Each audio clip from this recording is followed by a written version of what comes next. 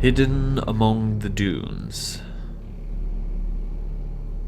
Initially, my stay in the region of Blavant, Denmark, was supposed to be a holiday stay, a few days far from home to shut down my mind and catch some very different air. Enjoy the vista of the North Sea, which was lovely stormy at this time of the year. I had come alone, and most of my days I spent outside of my accommodation, exploring the beautiful coastal landscape of this western stretch of Denmark, where I gladly found distraction in the beauty of the dunes and beaches and the bustling life of tiny harbor villages. I fancied taking my photo camera on trips like this, to capture and bring home a few impressions of the places I visited, the people and the treasures I found. One morning, I had taken a walk north to a small settlement by the coast to have breakfast, which I found in a picturesque cafe overlooking harbour and beach adjacent. The place was named after its location, stating it was indeed the westernmost point of the country. Upon having my morning coffee, I noticed something out beyond the shallow sandbanks that stretch westward beyond the beach. A squat shape, maybe a large rock or small island, was located 2 or 3 kilometers out at sea, rendering Denmark's westlichste Punkt a straight-up lie. It was hard to discern over the large distance, but a certain peak on its supposed rock gave the impression of some kind of building being located on that misplaced lump of land. "Is there anything you can tell me about that rock out there?"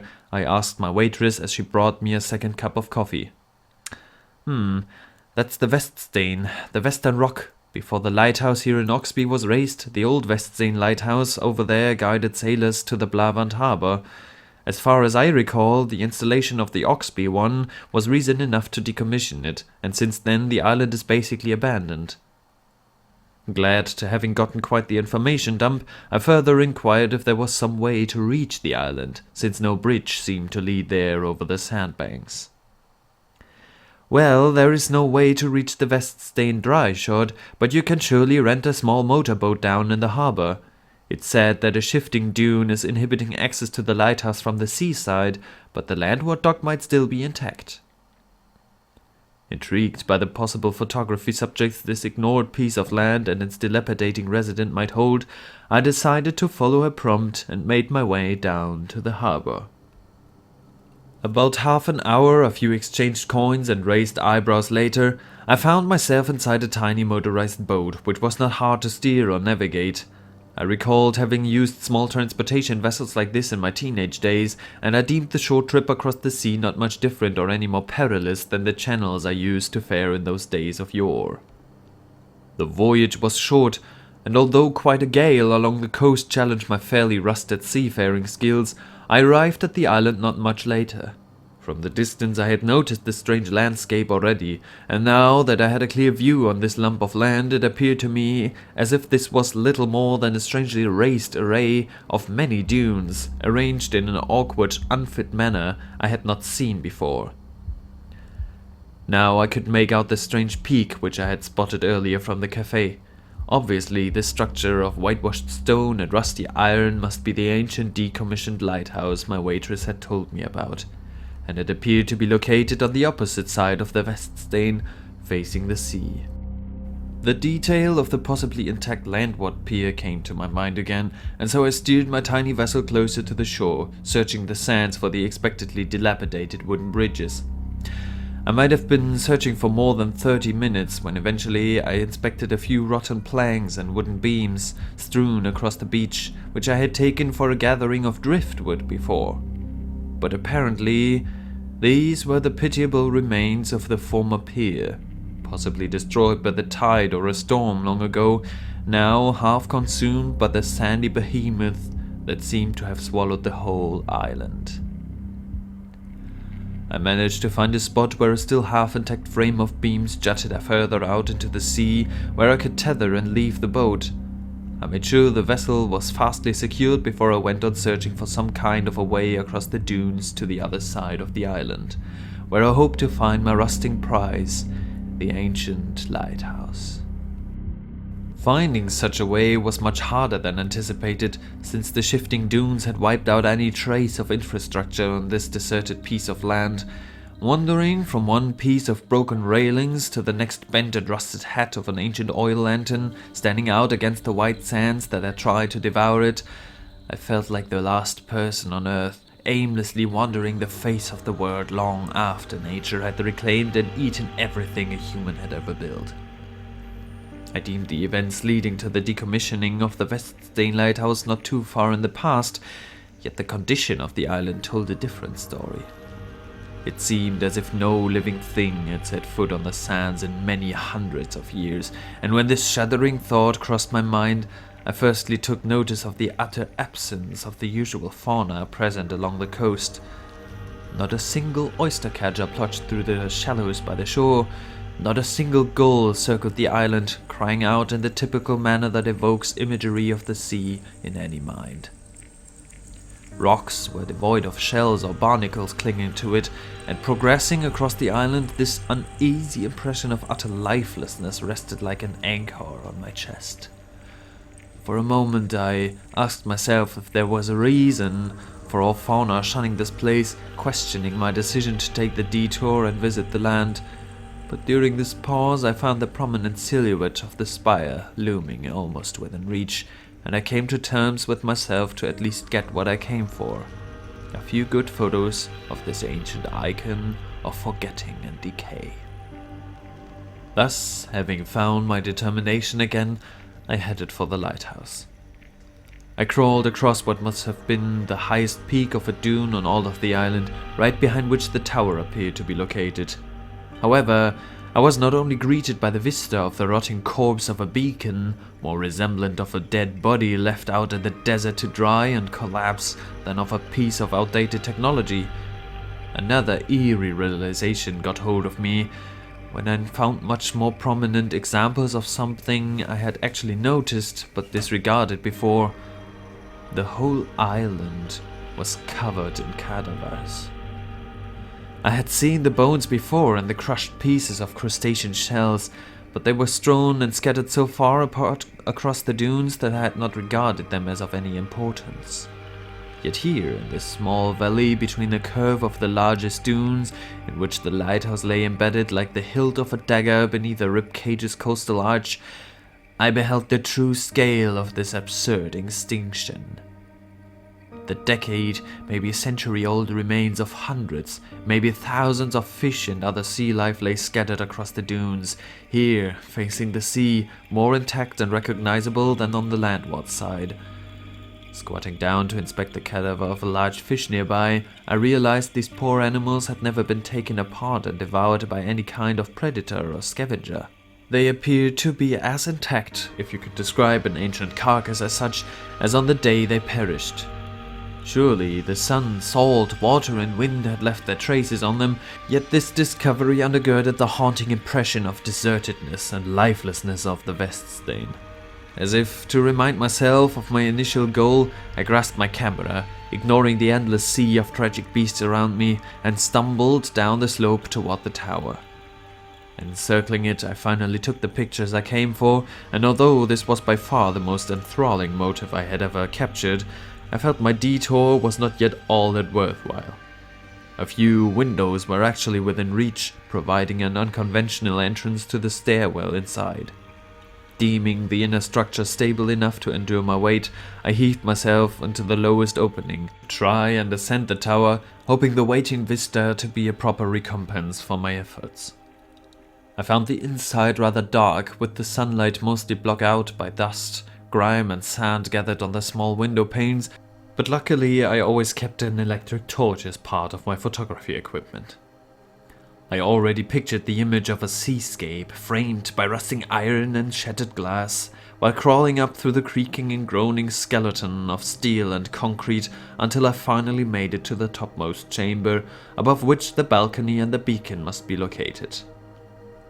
Until now I had paid more attention to my step than to my surroundings, but when I entered this room I took a moment to inspect the interior.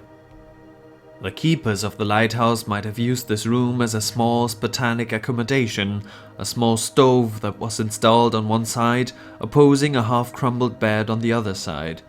In a cabinet, the doors of which had come down at some point, I found a few metal plates and mugs that further confirmed this theory. This last sign of human life, however, appeared so eerily deserted as well, as if some event, the nature of which completely evaded any attempt of imagination, had caused all life to instantly leave this place for good, and never return. After taking another shot of this strange scene, I ascended the final ladder into the lighting room. The vista presenting itself to me indeed was enough reward for the overall depressing nature of the trip so far. The roaring ocean under the slightly clouded summer sky could have been painted by Courbet, and I hesitated not to take the photo I had already envisioned. I then exited the top room, carefully stepping onto the balcony to see if I could take a few more pictures, maybe one featuring the Blavant coast as well. To this day, I cannot say if I regret walking along the left side instead of the right, or if I am glad I did so. It is safe to say, however, that very day would have been a lot less eventful and my mind a lot more peaceful now had I taken the right way around the glass room atop that rotting spire. Only a superficial glance I cast across the dunescape around the lighthouse and got my eye caught on an unfitting detail not too far south of the building. Bedded between the white drifts of the dunes and the countless sun-bleached carcasses lay a larger thing, the red-brown coloration of which indicated another artificial object made from rusting metal. I found myself hesitant to leave the island, ere at least paying that hidden thing in the dunes a visit. Leaving, without knowing what it even was, felt wrong, and a poor attempt at trying to utilize the camera's zoom function to get a better image of it proved me unable to find out without getting closer. With a reluctant sigh, I thus descended the stairwell and exited the old lighthouse through that same window through which I had entered. I felt the wind rising around me, lighter sand particles starting to toss around and tinkling on the metal frames of the croaking lighthouse, providing a haunting soundtrack to my daring endeavor. With every step I took toward the unspecified object, safely shielded from sight behind the crown of adjacent dunes, I thought about walking away into the opposite direction, to the boat which must be waiting for me by the crooked remains of the ancient, sand-eaten pier. But I trod on, and when I eventually crossed the skeleton-covered hill beyond which the thing must lay, my initial association was proven right. The rotten wreckage of an antique fishing cutter rested in the strange dune here. This very sight made me feel walking a strange and alien planet once more, an impression that was even more supported by the unlikely structure the sand had woven around this dead boat. I had never seen the crater left by a meteorite myself, but I remembered photographs of such, and using a telescope in my grandparents' garden to inspect those on the surface of the moon, and I could not help myself comparing those shapes to the almost perfectly circular valley basin in the center of which the cutter sat squat, just like such an alien rock would do. What I could discern of the forlorn seafaring vessel, looking like being carried by wailing white waves of bleached dead fish and crustaceans, reminded me of models German and Danish fishermen would have used on the currents and flows of the North Sea about half a century ago. Puzzled, I took a walk all around the wreckage. It appeared to me irredeemably broken. The remains of the rudder, which arose from the sand, was bent and jammed in position, unable to move. On the other side, I found a huge gaping scar all across the back end of the ship's belly, around which the rest of the vessel appeared bent and askew. Here I also spotted the weathered inscription, indicating the ship's name to be Drakhuvud, a word that must originate from northern Germany. The mast, that most possibly would have borne a flag, was gone, so this strange name was my only clue where this ship had come from. Once I had walked all around this most ill-located thing, I found the anchor pulled up in its proper place, and so far no trace of a pulley mechanism or rails could be made out, rendering my idea of this vessel being pulled ashore for maintenance work utterly obsolete. My best attempts of imagining how the ship had ended up here, in this otherworldly crater, were all in vain. So far, I could not help myself but reluctantly accept the impossible idea that maybe it had indeed just fallen from the sky, which by no means explained the horrific damages it had endured before running ashore. For a moment I caught myself getting angry at this inanimate mystery for eluding my attempts at solving to finally leave this place for good, as all other life had done before. The number of carcasses was highest here, in this basin around the ship, as if I had come across the epicenter of the horrific extinction of sea fauna on the deserted island. I pictured every single one of those voiceless shells of former living things bidding me to solve the case of the disease, asking me to climb aboard the broken wreckage, as its memory must hold the answers to the aching questions posed by the shunned island. Unable to turn down their wailing plea, I plucked up my courage and tried a rusted chain hanging from the ship's deck. As if following an invitation, I found myself on deck of the ship but seconds later. What I found here stunned me with disbelief. Of course, large parts of the surface were covered and carried in sand, and it was fairly hard to orient myself on board. But what was discernible of the deck's surface was covered in strange markings and patterns. At first, these paint stains appeared to be as uncoordinated smears, as if buckets of paint had been spilled and things dragged across them.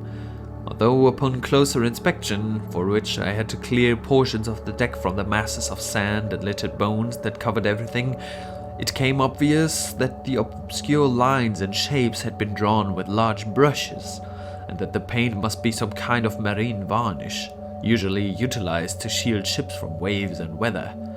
This arrangement, however, made the impression of an alien alphabet painted onto the ship to phrase a somber message. I grew eager to learn its most possibly troubling meaning, hoping to find it by further inspecting the miraculous wreckage.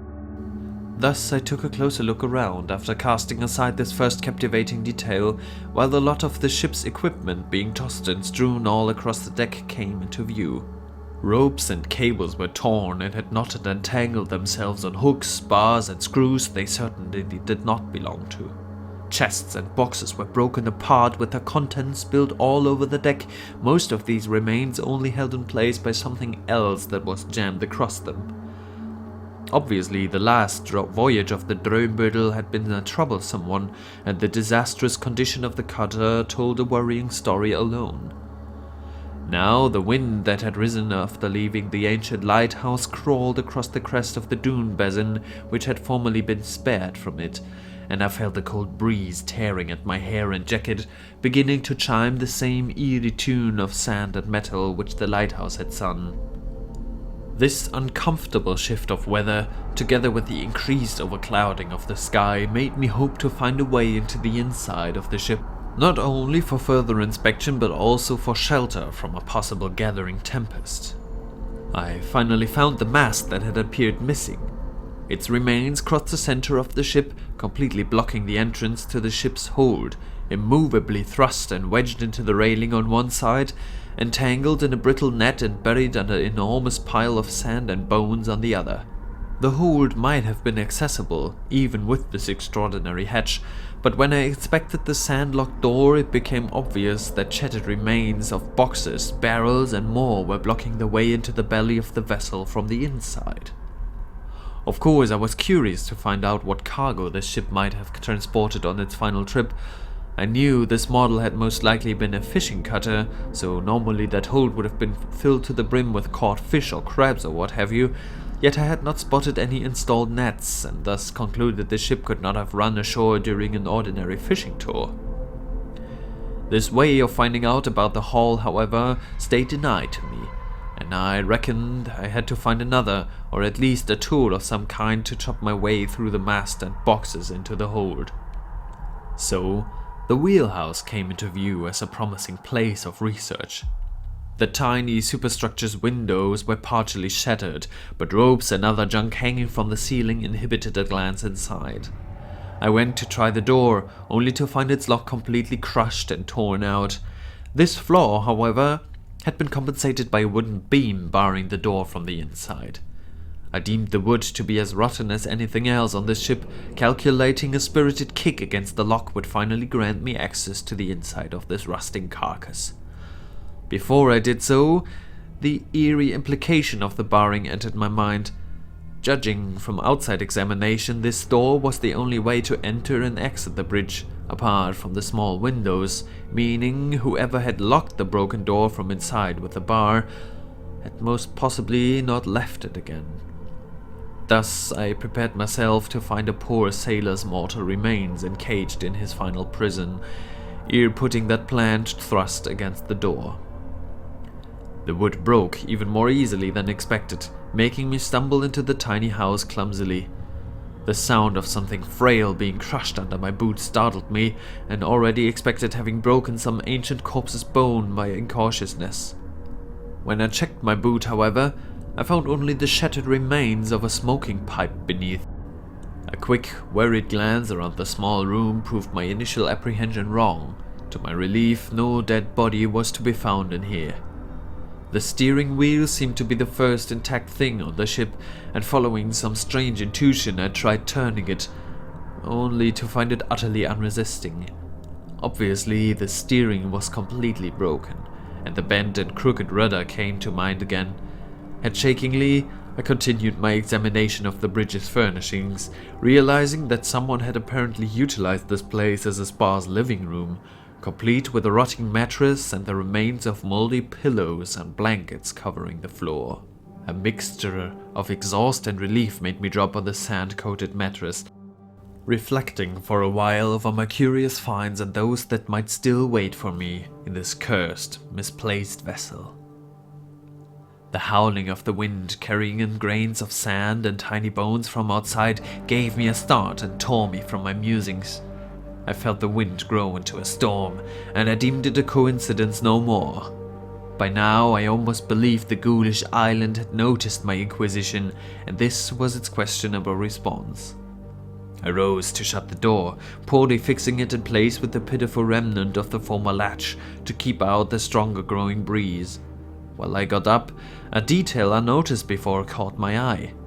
Once I had the door locked, I took a closer look under the steering wheel, where I thought having spotted a knob or key on a small hatch. Indeed, a small copper key with a tarnished chain hanging from it protruded from its lock right below the wheel. Finally, a puzzle piece presenting itself right to me. After the events and findings until now, I almost expected the key to break off under an attempt to open the hidden locket, but I found it to be twisted with ease, and a muffled click indicated the mechanism to be intact and the hatch unlocked. Carefully, almost reverently, I opened the tiny door, which apparently had been air-sealed by ancient rubber linings, fueling hope its contents might have survived the misadventure unharmed. Cautiously, I felt inside, quickly noticing the sensation of a rough, waxed cloth on my fingertips. My initial suspicion was rendered correct when I protruded the book covered in cloth for protection. Unwrapping it revealed a classic leather-bound logbook with an embossing of the ship's name. Answers. Finally answers. With an eager sigh, I opened the unexpectedly intact lid to pages that seemed unharmed apart from a few stains that might have already appeared during its composing. The first page bore again the ship's name and identification number, and for the first time a precise indicator about the ship's origin. Drömbere, DUS 11. Heimathafen Dusterfundesil, Dusterfund, CUX. Kapitän Tore Tietjen.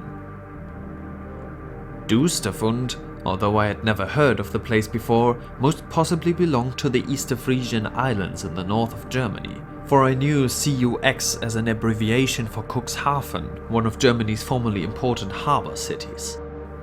The following pages featured handwritten notes and text as expected, yet lacking the usual form for official logs containing dates and other specifications, and I soon figured this book might have been utilized for personal notes and entries.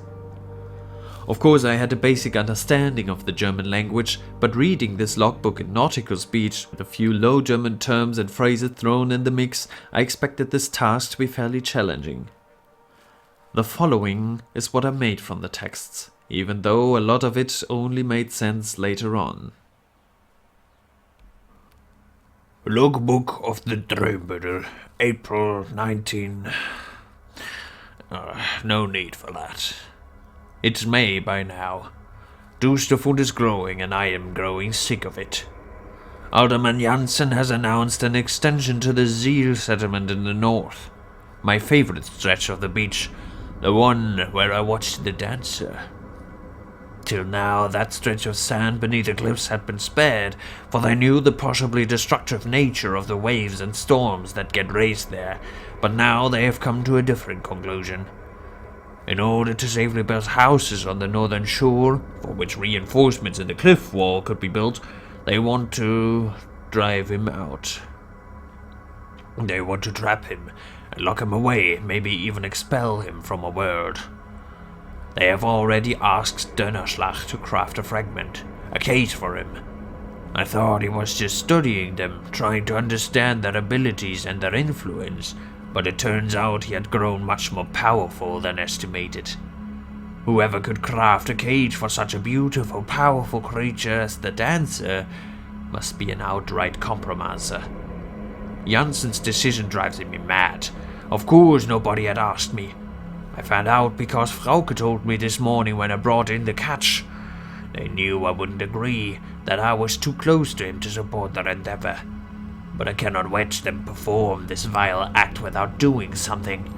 He is not just my friend, and he belongs to the shores where he shall dance, and if it makes the cliffside tremble and crumble. His beauty is eternal. He has been part of Dusterfund before the first stupid settler had set foot on this land, and he should be part of it centuries after the last pier has been carried off by the waves, and the highest roof has been swallowed by the tide. I will not sit idle if it means he won't dance in the sands anymore. Something must be done. Donnerschlag has completed the fragment. Tomorrow night, they want to perform the ritual, trapping the dancer forever. They say Donnerschlag even knows how to destroy the cage in a manner that will end his existence. They don't only plan to imprison him, they want to kill him, just because he dwells in a place where they want to build. Those foolish, selfish magpies, they know not what they do. The other ones will not easily forgive such a deed, and we all know the proximity here.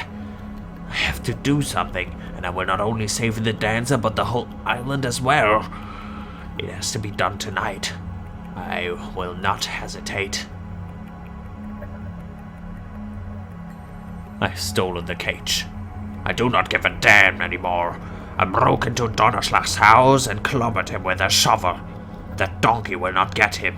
As far as I know the man, he might even try to harvest his power for his own purpose, then discard and kill him. I have taken the Dreambeater to the northern cliffs, and in the rising downpour drawn the lines on the deck. I could not dam up my tears when I placed the cage, but I managed to capture him, the same way they would have tried, and I will keep the key on me. He is confused and desperate, I can feel it. I pity him, for he should not endure this. I have no idea how powerful he still is. If a normal prisoner can rock a cage, who knows what he can do? I have locked him away in the hold, safely stored in a metal box so that no harm comes to him on our journey. I have set course on a group of sandbanks many miles north of Dusterfund, closer to Holstein. Nobody wants to build there. He can dance as much as he wants. I just hope we will make it there. His confusion has turned into rage. I don't think he understands what I'm doing.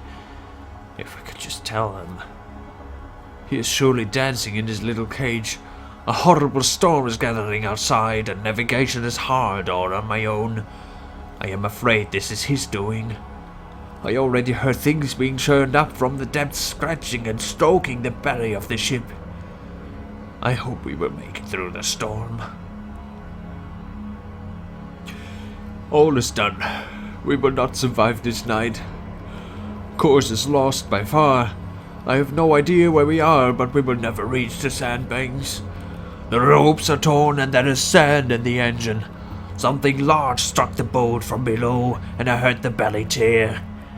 I tried the wheel to evade a shallow with all the might left in my old flesh, and it broke. We are done for, and I know I deserve this. Navigation is impossible now, and I'm sure there is water coming in. The hold is barred. A storm has brought down a mast, and now I cannot reach him, but there is another way. I hope my ancient bones will make it through the hatch beneath the steering. I must reach him. I must calm him, or else this will be the death of the both of us.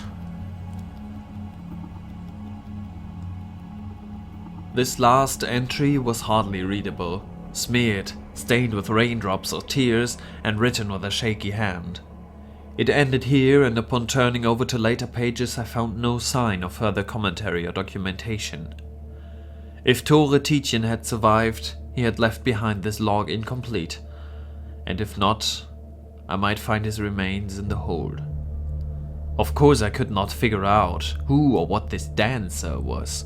I assumed it might be some strange kind of animal, yet unbeknownst to me, but I was unable to find an explanation as to why that would pose such a threat to a new settlement, and why this fisherman chose to go to such lengths as to rescue and deport the creature. Even more so since that fatal storm had apparently brought them off course completely. I reckoned, however, that the cargo bay must hold all the answers to my aching questions. At least if the lone captain and his captive had not left the ship after the miraculous crash. Thanks to the captain's log, I now knew there was another way into the hold. The hatch beneath the steering. That was right where I had been sitting while reading these confusing last words. I got up, only to realize that the harsh wind outside had gathered into a full-grown storm whilst I had been quite consumed by the captain's tale. Sand grains were lashing against the windows, and what was not blocked by the broken panes or the rags and tatters hanging from the ceiling trickled in, leading to an increased urge to get somewhere safe. The mentioned hatch was covered in remains of the pillows and blankets, but otherwise intact and unlocked. Upon opening, I quickly realized that this must be a kind of maintenance entry to the motor block. I figured it might be quite the claustrophobic climb through an intimidating array of tubes, gears and boilers, so I switched on my electric torch, stuck it between my teeth and dared the frightening descent.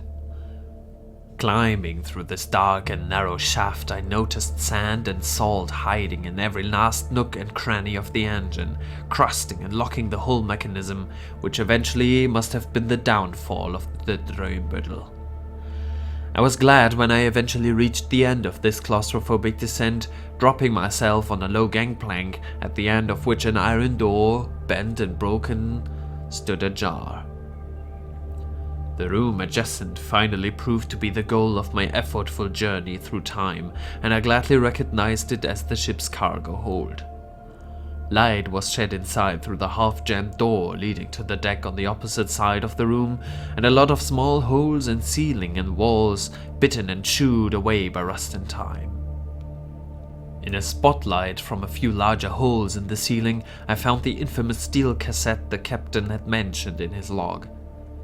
It must have been the one, since it was fixed to the floor of the hold by quite an extensive amount of chains and cables, although it was much smaller than expected from the image-provoking description.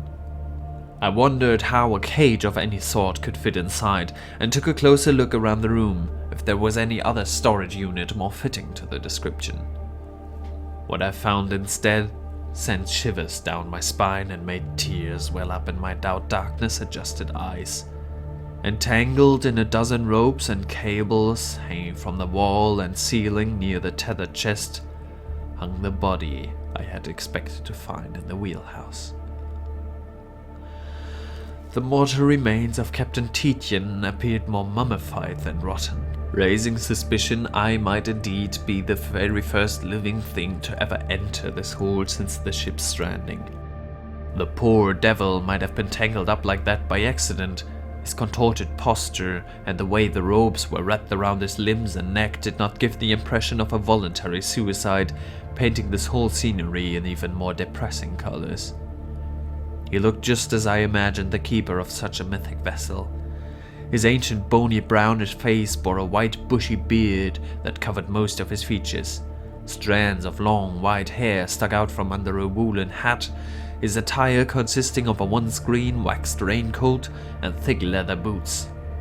What was visible of his aged and dried skin on his neck, ankles and hands appeared covered in strange tattoos, featuring symbols looking like miniature versions of the eerie letters and patterns painted on the deck. When I had noticed the last strange detail of his hands, having the last phalanx of each finger tattooed completely black, I found the dead body holding some small item firmly in one hand. Carefully, I bent apart the stiff, bony fingers, revealing a key. Not the key I had expected, though. What I found tucked safely between the feeble limbs did not appear to operate the lock of an ordinary chest or cage, but rather wind up a clockwork spring. I attempted to carefully pick up the key and finally take a look inside that fabled chest when I noticed a sudden shift in temperature, light, soundscape.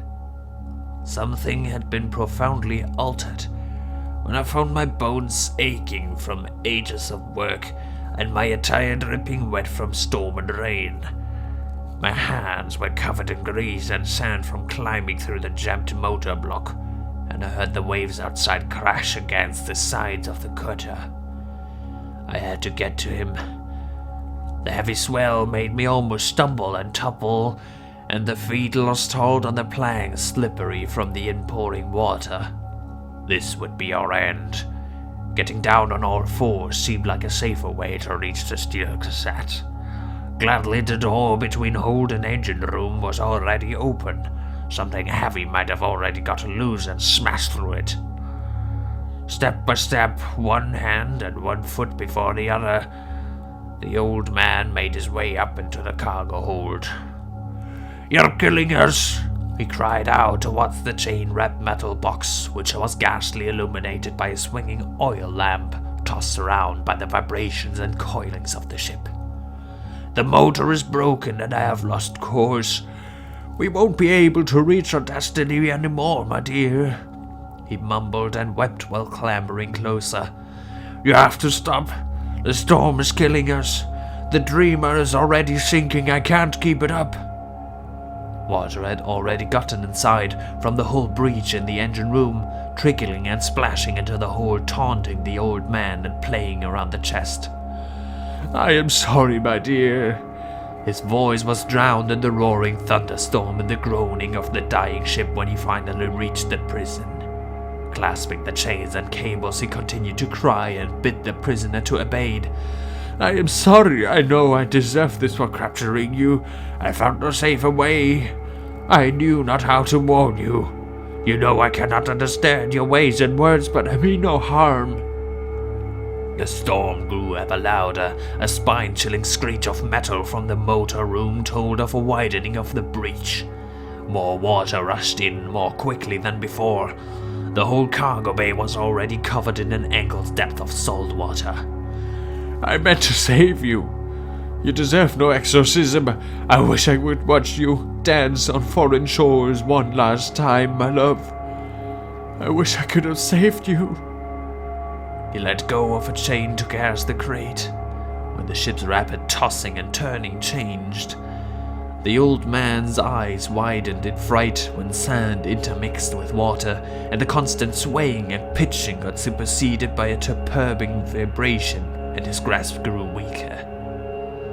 The storm did not abate, yet the carousal of waves was interrupted by a surge of sand.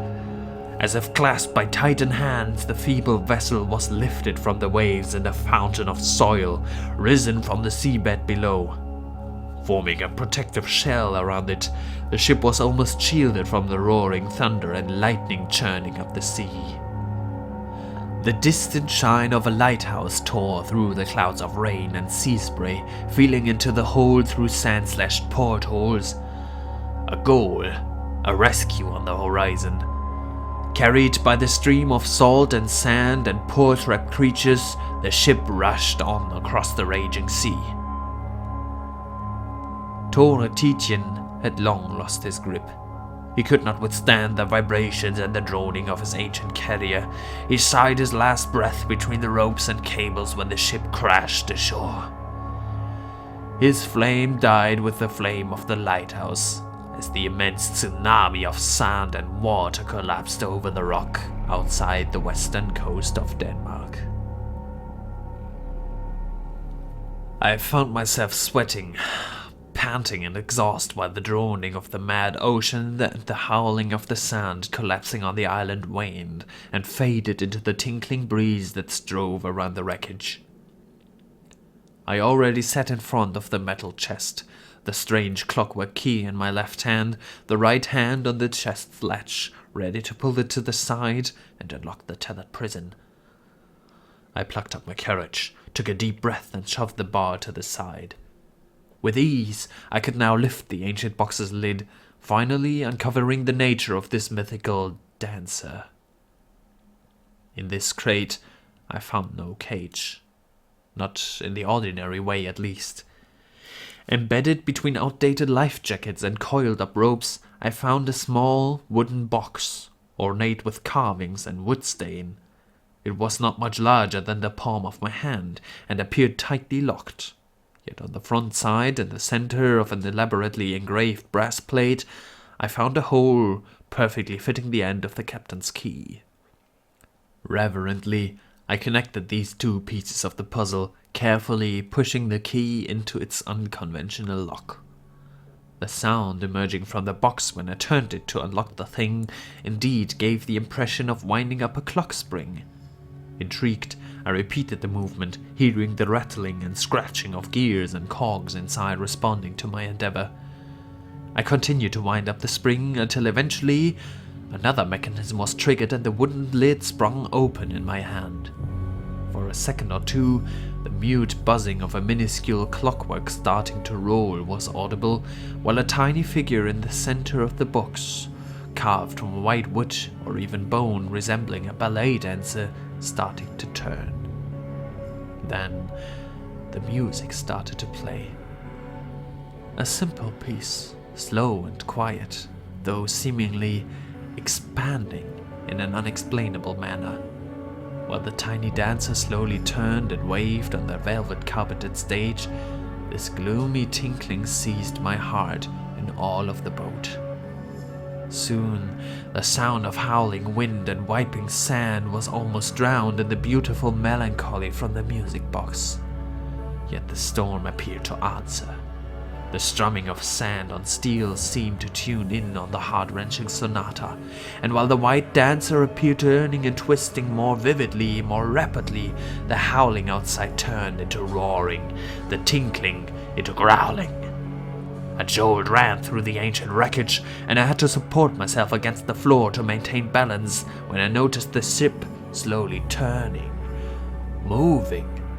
The heavy blow to the hold door gave me a horrified start, as if something amorphous and enormous was knocking to ask for entry. The sand and salt that had gotten inside the hold, crusting the walls and floor, began to crumble and flow and move with the groaning boat. Another blow was sent to the door, and I heard the cracking and yawning of bursting wood. Something was handling the mast. Few seconds later, during which I had been captivated between the hypnotizing effect of the music box and the shifting sand and the sounds from outside, the remains of the broken crates and barrels barring the door from outside the hold cracked, burst, and shattered eventually, while the door swung open. Sand rushed inside, although opposing the direction of the ship's angle. This flood of white sand and white bone fragments connected and intertwined with the flows of sand that were already inside the cargo bay. Slowly turning and slithering across the floor and eventually walls like the feelers of an octopus or a bustling snake pit, the sand shifted and produced limb-like strands and formations. Like a living thing, an amorphous creature from the deep, the mass moved towards me, finally coming to a halt right in front of me, pausing, as if waiting. A tongue of sand and bones and salt formed itself from the pile, towering up like an absurd tentacle. It seemed to point at the tiny music box, the captivating melody of which still resounded in the echoing bellows of the wreckage. Cautiously, I reached out the hand in which spun the minuscule dancer, the impossible limb of sand mimicking my very movement. Utterly scared to come in touch with this cursed, seemingly conscious Dune, I placed the box on the metal floor in front of me. Once my fingers had let go of the clock, the sand charged for it. As if a floodgate had opened, the mass burst and crashed onto the box, partly lifting it from the ground, partly flowing into it, crushing and breaking it, running through the resulting holes and cracks. Eventually, it had devoured the box entirely, upon which the music did not cease, however.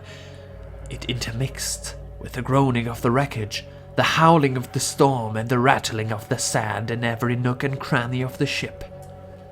Now, an entire orchestra of natural and unnatural sounds played instead of the limited mechanisms of the clockwork, and it resounded from all over the ship. The mass of sand shifted, turned, and twisted to its mesmerizing rhythm, and now I could not deny the resemblance of a passionate, vivacious dance. The sand in its restless dance started piling and towering up in the middle of the cargo hold, where it breathed more toned limbs towering up in a more recognizable shape than all the amorphous forms it had taken so far. The massive bulge arising from the pile moved, like the back of a man rising from kneeling prayer, succeeded by a well-shaped head slowly lifting, looking in a distinct direction, when finally arms and even leg-like shapes stood out from the ghastly silhouette. In my hypnotized stasis I followed the alien thing's glance. It rose before the pitiable remains of old Tora, hanging strangled in his own ropes, and continued to rise until its head had reached the poor man's height.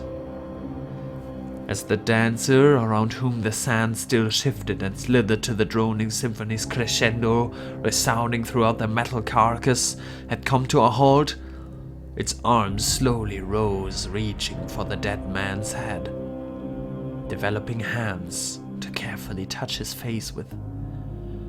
The slender limbs of sand tenderly caressed the bone-be-parchment cheeks of the withering hag, when ultimately the hands ran down the man's back for an embrace, and the dancer leaned in for a final kiss during the ghostly orchestra's brilliant climax.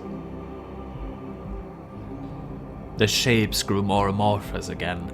Head and shoulders of the ghost sank and crumbled, the whole thing forming back into a tongue, slowly encompassing the hanging body more and more, until the embrace had engulfed it wholly. A rapid surge went through the living Dune when it tore the body from its brittle prison and devoured it, just like the music box before, while the dancer, now reunited with its body of sand, slithered and shifted back out through the open door. The music appeared to wane and abate with it, and no trace of poor old Tora was to be found. I was torn from a frozen state of hypnosis when another jolt went through the ship and it started rocking and turning again. Unable to get on my legs, I tried following the dancer on all fours, climbing through the capsizing vessel until finally reaching the door to the deck. I found myself utterly unable to recognize my surroundings. The ship's deck was wiped clean from all sand, rubble and scrap, and even more drastically, the basin was gone. Outside, the storm had become a full-grown hurricane, and all of the dunescape around the wreckage had united as one immense living thing, turning, shifting, slithering just like the dancer in the hold, yet all over the island of the Weststain. I could hardly stand upright on the ship's deck, which was lifted above the dancing sands just as on a tempest-churned sea, yet it seemed as if the dune was purposefully trying to balance out the fragile vessel, almost as if carrying me into a precise direction. When I eventually recognized the ruined pier with my still tethered boat through the sandstorm, the exhausting voyage slowed down. The ship almost came to a halt a few 100 feet from the boat, as if bidding me to leave. Espying in the ship's proximity a large bone of what might have been a whale once, I gladly followed this plea, jumping off the railing without hesitation. The sand cushioned the impact, and I quickly held onto the bone as to a piece of driftwood to keep me afloat above this most absurd tide. Having finally reached my trusty boat, which curiously had been spared by sand so far, I hesitated not to axe the tethers and jump-start the motor. Quickly gaining distance to the island, I could now watch and behold the spectacle that took place on the shunned rock. In a relentless, beautiful dance, the dunes continued to twist and wave and weave, finally lifting the ship to giddy heights with immeasurable arms before opening up a horrid gulf in the spinning peaks below, well and truly devouring the vessel for good. Unable to keep my eyes from the slowly fading play on the darkening canvas of the falling night, I returned to the Blavant harbor almost blindly. The idea that now poor Captain Titian was ultimately united with his beloved dancer from alien shores unknown to man rested like a calming certainty in my chest. When I finally tore my glance from the tempest-ridden rock, I found, securely embedded in the palm of my own hand, a little key. One that did not appear to operate the lock of an ordinary chest or cage, but rather wind up a clockwork spring.